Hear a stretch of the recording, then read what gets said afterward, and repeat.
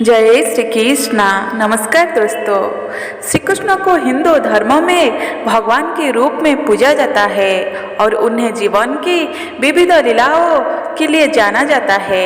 वो महाभारत के महाकाव्यों में एक महत्वपूर्ण भूमिका निभाता है और गीता का उपदेश भी देते हैं। श्री कृष्ण की वाणी हम जीवन की कठिनाइयों में धैर्य रखने और सत्य का पालन करने की प्रेरणा देती है।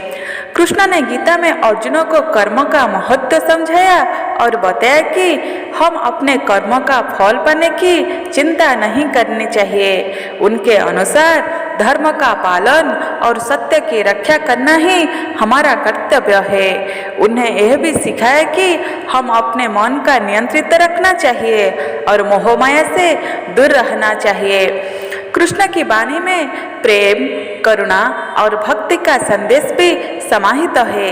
उन्हें राधा और गोपियों के साथ अपने प्रेम को भी एक दिव्य रूप में प्रस्तुत किया, जो आत्मा और परमात्मा के मिलन का प्रतीक है। श्री कृष्ण की लीलाएं और उनकी वाणी सदियों से भक्तों के लिए प्रेरणा स्रोत रही है और आज भी लोग उनके आदेश का अपने जीवन में अपनाने का प्रयास करते हैं। श्री कृष्ण की वाणी अनंत और गूढ़ ज्ञान से भरी हुई है। उन्हें अपने उपदेश के माध्यम से जीवन की विभिन्न पहलुओं पर प्रकाश डाला है। उनके द्वारा दिए गए कुछ प्रमुख शिक्षाएं में योग का महत्व, धर्म का पालन, सत्य की खोज और अहंकार से मुक्ति शामिल है। श्री कृष्ण ने भगवत में कहा, संसार में केवल कर्म का अधिकार है, उसके फलों पर नहीं। ये संदेश हम सिखाता है कि हम अपने कर्तव्य का पालना बिना फल की चिंता किए करना चाहिए। उन्हें यह भी कहा है कि योगस्थ कुरु कर्माणि, ज्ञानी योगों में स्थित होकर कर्म करना चाहिए, जिससे मन शांत और संतुलित रहता है। कृष्ण ने सर्वधर्मान परित्यज्य मामकं शरणं व्रज के माध्यम से कहा कि सभी धर्मों को जो त्याग कर केवल उनकी शरण में आना चाहिए, जो आत्म समर्पण का महत्व दर्शाता है।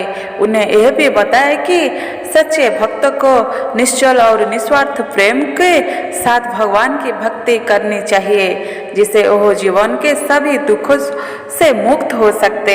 श्री कृष्ण की वाणी हम यह समझाने में मदद करती है कि जीवन एक खेल है जिसमें हम अपनी भूमिका निभानी है।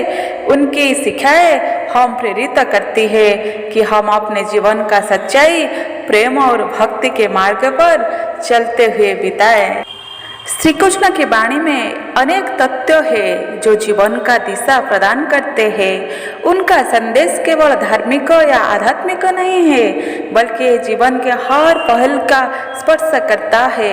उन्हें जीवन में संतुलन, शांति और संतोष की महत्वता की समझाए। एक महत्वपूर्ण वाणी में उन्हें कहा कि भगवान जी, हमारा पास केवल कर्म करने का अधिकार है, लेकिन फल की चिंता नहीं करना चाहिए। ये संदेश हमें सिखाता है कि जीवन में निरंतर प्रयास करता रहना चाहिए और परिणाम की चिंता छोड़ देना चाहिए। श्री कृष्ण ने यह भी कहा है कि योग कर्मेषु कौशलम, अर्थात कर्म से कुशलता ही योग है। उन्हें कर्म का पूजा के समान माना और उस सही तरीके से करने पर जोर दिया।